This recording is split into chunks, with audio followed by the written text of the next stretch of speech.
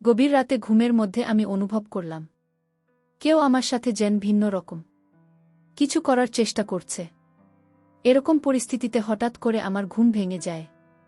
আমি ঘুম থেকে উঠে দেখি কাকিমা আমার সাথে কেমন জানি করছে। আমি বললাম, কাকিমা আপনি আমার সাথে কি করছেন? কাকিমা আমাকে বলল, আমি তোমার সাথে কি করছি? তুমি দেখছো না তুমি এত কথা বলছো কেন? আমি যা করছি তুমি আমাকে তা করতে দাও। কাকিমার ধমকে আমি খুব ভয় পেয়ে গেলাম। আমি বললাম, আচ্ছা ঠিক আছে কাকিমা, তোমার যা মন চায় তা কর। তারপর হঠাৎ করে কাকিমা যেন একটু উন্মাদ হয়ে গেল। উন্মাদ হয়ে কাকিমা এই জল বৃষ্টির রাতে আমার সাথে যা করল তা শুনলে বন্ধুরা তোমাদের মাথা গরম হয়ে যাবে। বন্ধুরা গল্পটি অনেক অনেক ইন্টারেস্টিং, আশা করি গল্পটি শুনিয়ে তোমরা অনেক মজা পাবে। বন্ধুরা তোমাদের নিকট আমার ছোট্ট একটি অনুরোধ, তোমরা দয়া করে আমার চ্যানেলটিকে সাবস্ক্রাইব করে আমাকে সাপোর্ট করবে। হ্যালো বন্ধুরা, আমি ফারদিন, এটা আমার ছদ্মনাম। বর্তমানে আমার বয়স 25। আজকে আমি তোমাদের মধ্যে যে গল্পটি বলল তখন আমার বয়স ছিল 13 কিংবা 14। আমার কাকা ছিল একজন ছোটখাটো ব্যবসায়ী। মাঝে মধ্যেই কাকা যখন ব্যবসার কাজে বিভিন্ন জায়গায় চলে যেত তখন 3 দিন 4 দিন এমনকি 1 সপ্তাহ পর্যন্ত বাইরে থাকত। যখনই কাকা বাড়িতে থাকত না তখনই কাকিমাদের বাসায় আমাকে থাকতে হতো। কারণ এক হচ্ছে কাকিমার বিয়ে হয়েছে মাত্র বছর 2 হয়েছে, কাকিমা এখনো কোনো সন্তানাদি হয়নি। 2 হচ্ছে কাকিমা একলা একলা থাকতে অনেক ভয় পেত। কাকা যখন ব্যবসার কাজে বিভিন্ন জায়গায় চলে যেত বাড়িতে আসতে পারত না, তখন কাকিমা একলা একলা রাতে থাকতে পারত না, খুব ভয় পেত। আমাদের বাড়িটা খুব নির্জন ছিল। আমাদের বাড়িতে আর কোনো ছেলে মেয়ে ছিল না। আমার কাকা তো সবে মাত্র কিছুদিন হয়েছে বিয়ে করেছে, আর আমি আমার বাবার একমাত্র সন্তান। আমাদের কোনো ভাইবোন ছিল না।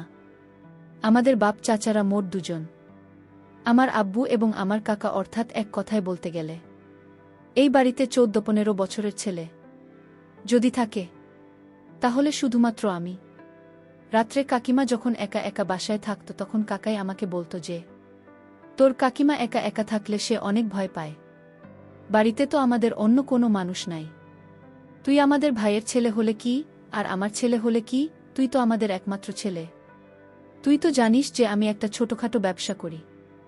আমাকে মাঝে মধ্যেই ব্যবসার কাজে বাইরে থাকতে হয়।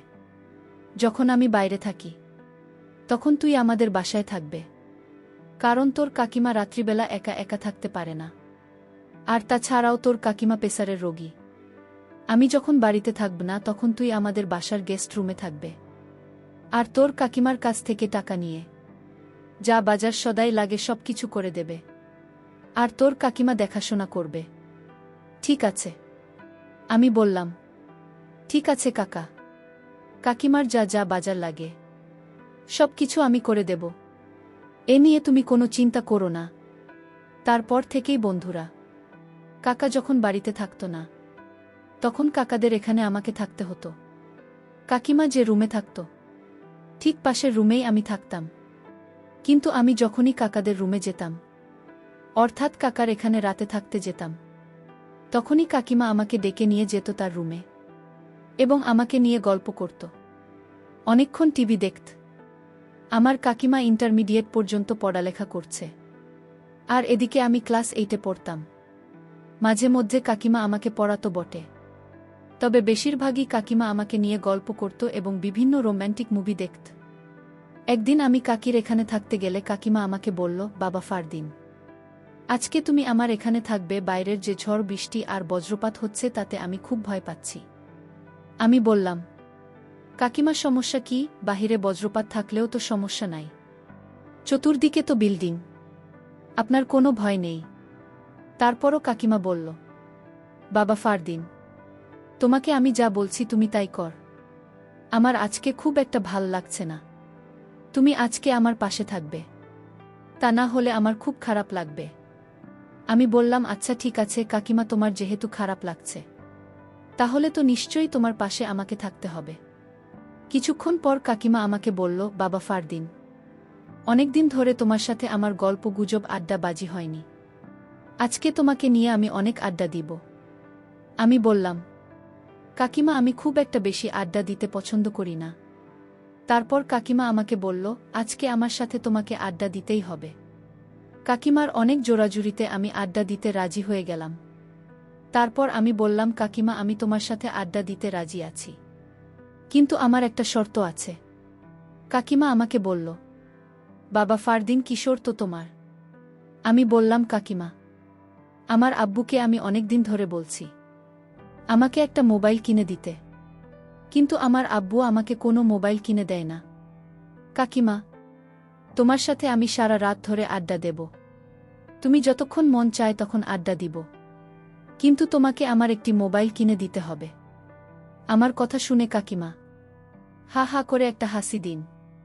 আমি বললাম, কাকিমা তুমি হাসলে কেন? তারপর কাকিমা আমাকে বলল, আরে ফারদিন, এটা কোনো ব্যাপার হলো? তোকে আমি কালকে একটা মোবাইল কিনে দিব, কিন্তু আমার একটা শর্ত আছে। যদি আমার শর্তটা তুই মানতে পারিস। আমি বললাম, কাকিমা তোমার আবার কিসের শর্ত? ঠিক আছে, যদি তুমি আমাকে মোবাইল কিনে দাও তাহলে তুমি যে কোনো শর্ত দাও, আমি মেনে নেব। তারপর কাকিমা বলল, আচ্ছা ঠিক আছে, তাহলে আজকে রাত্রে আমি যা বলি তোমাকে তাই করতে হবে। আমি বললাম, আচ্ছা ঠিক আছে, যদি তুমি আমাকে মোবাইল কিনে দাও তাহলে তুমি যা বলবে আমি তাই করব। এভাবে কাকিমার সাথে কথা বলতে বলতে গল্প করতে করতে সময় কেটে যাচ্ছে, কখনো তা বলতে পারতেছি না। গল্প করতে করতে আমি লক্ষ্য করলাম কাকিমা আমার দিকে কেমনভাবে যেন তাকিয়ে রয়েছে। কাকিমার তাকানোর মধ্যে যেন একটা রহস্য লুকিয়ে আছে। আমি বললাম, কাকিমা যা মন চায় তা করুক, কাকিমা যা বলে আমি তাই করব, এর বিনিময়ে তো আমি একটা মোবাইল পাব। এই ভেবে কাকিমা শর্তে রাজি হয়ে গেলাম। তারপর আমি কাকিমাকে বললাম, কাকিমা এবার বলো তোমার সত্যটা কি? কাকিমা বলার ফারদিন এত তাড়াহুড়া করেছে কেন? আস্তে আস্তে তোমাকে আমি সব বলছি, আমার যে কি শর্ত তা তুমি রাত হলেই বুঝবে। এবার চলো আমরা শুয়ে পড়ি। আর এদিক দিয়ে প্রচুর ঝড় বৃষ্টি হচ্ছে বাহিরে। কিছুক্ষণ পর কাকিমা আমাকে বলল, বাবা ফারদিন, আজকে আমার খুব খারাপ লাগছে। এই যে এমনটা নাও, এই মলমটা নিয়ে আমাকে একটু আমার মাথায় মালিশ করে দাও, তাহলে মনে হয় একটু ভাল লাগবে। তারপর আমি আর কি করব, বাধ্য ছেলের মতো হয়ে আমি কাকিমার মাথায় মালিশ করতে শুরু করলাম। একদিকে আমি মালিশ করতেছি, আরেকদিকে কাকিমা কেমন জান অদ্ভুত অদ্ভুত আওয়াজ করতেছে। আমি বললাম, কাকিমা তুমি এরকম অদ্ভুত আওয়াজ করছো কেন? কাকিমা বলল, আরে বাবা তো এটা বুঝবে না, তোকে যা বলছি তাই কর। আমি বললাম, ঠিক আছে কাকিমা। এই বলে বাধ্য ছেলের মতো কাকিমা শিখানো অনুযায়ী আমি তাকে মালিশ করতে শুরু করলাম। এভাবে মালিশ করতে করতে কাকিমা হঠাৎ করে ঘুমিয়ে পড়ল। আমিও ঘুমিয়ে পড়লাম। গভীর রাতে ঘুমের মধ্যে আমি অনুভব করলাম কেউ আমার সাথে যেন ভিন্ন রকম কিছু করার চেষ্টা করছে। এরকম পরিস্থিতিতে হঠাৎ করে আমার ঘুম ভেঙে যায়। আমি ঘুম থেকে উঠে দেখি কাকিমা আমার সাথে কেমন জানি করছে। আমি বললাম, কাকিমা আপনি আমার সাথে কি করছেন? কাকিমা আমাকে বলল, আমি তোমার সাথে কি করছি তুমি দেখছো না? তুমি এত কথা বলছো কেন? আমি যা করছি তুমি আমাকে তা করতে দাও। কাকিমার ধমকে আমি খুব ভয় পেয়ে গেলাম। আমি বললাম, আচ্ছা ঠিক আছে কাকিমা, তোমার যা মন চায় তা করে। তারপর হঠাৎ করে কাকিমা যেন একটু উন্মাদ হয়ে গেল। উন্মাদ হয়ে কাকিমা এই জোর বৃষ্টির রাতে আমাকে তার সাথে তাল মিলাতে বলল, অর্থাৎ সে যা যা আমাকে বলল আমি তাই যেন করতে লাগলাম। কারণ আমি যদি কাকিমার কথা না শুনি তাহলে তো কালকে কাকিমা আমাকে মোবাইল কিনে দেবে না। একটা মোবাইলের আশায় কাকিমা যা বলছে আমাকে তাই করতে হয়েছে। তারপর কাকিমা আমার সাথে এরকম ধরনের কাজ করতে লাগল, যার ফলে আমার অবস্থা খুব খারাপ হয়ে যেতে লাগল। তারপর আমি কাকিমাকে বললাম, কাকিমা তুমি আমাকে যে কাজ করার ইঙ্গিত দিচ্ছে সেটা করা কি ঠিক হবে? কাকে জানতে পারলে মনে কষ্ট পাবে। তারপর কাকিমা আমাকে বলল, ফারদিন তোমার কি মোবাইল লাগবে না? আমি বললাম যে কাকিমা লাগবে। তোমার যদি মোবাইল লাগে তাহলে তোমাকে আমার সাথে আজকে একটা কিছু করতে হবে, তাহলেই কেবল তুমি মোবাইল পাবে। তারপর কাকিমা আমার সাথে এমন কিছু করো যে আমার মুখের ভাষায় প্রকাশ করা অসম্ভব। আমিও তখন নিয়ন্ত্রণ হারিয়ে যা করার তাই হল। তারপর কাকিমার ইচ্ছামতো আমার সাথে অনেকক্ষণ বিনোদন করল। তারপর একটা পর্যায়ে তিনি ক্লান্ত হয়ে গেলেন। তারপর আমি কাকিমাকে বিনয়ের সাথে বললাম, কাকিমা, কাকার সাথে কখনো এরকম কিছু বলবেন না। আপনাকে অনুরোধ করলাম, কাকে জানতে পারলে আমাকে মেরে ফেলবে। তারপর কাকিমা বলল, আরে পাগল, তুমি এই বিষয় নিয়ে কোনো চিন্তা করো না। তুমি তো আমার কোথায় রাখছো, তাই না? তোমার কাকা জানবে কি করে এখানে তুমি আর আমি ছাড়া তো কেউ নাই। ফারদিন, তুমি অনেক সুন্দর, তোমাকে আমার অনেক পছন্দ। তুমি কিছু একটা ছেলে, তোমাকে আমি অনেক ভালোবাসি। কিন্তু আমি তোমাকে কখনো বলতে পারি নাই। তোমাকে নিয়ে বিনোদন করা আমার অনেক দিনের শখ। আজকে তুমি আমার ইচ্ছা পূরণ করবে। ঠিক আছে ফারদিন। বন্ধুরা, তারপর আমি আর কি করব? আমিও তো একজন মানুষ, আমারও তো কিছু না কিছু আছে। তারপর যা হবার তাই হলো। অনেকক্ষণ বিনোদনের পর ক্লান্ত হয়ে পড়লাম। বন্ধুরা, দিনটি ছিল আমার জন্য অনেক রোমান্টিক, স্মরণীয়। বন্ধুরা, আজকে এই পর্যন্তই। আমি আবার আসব তোমাদের মধ্যে নতুন কোনো গল্প নিয়ে।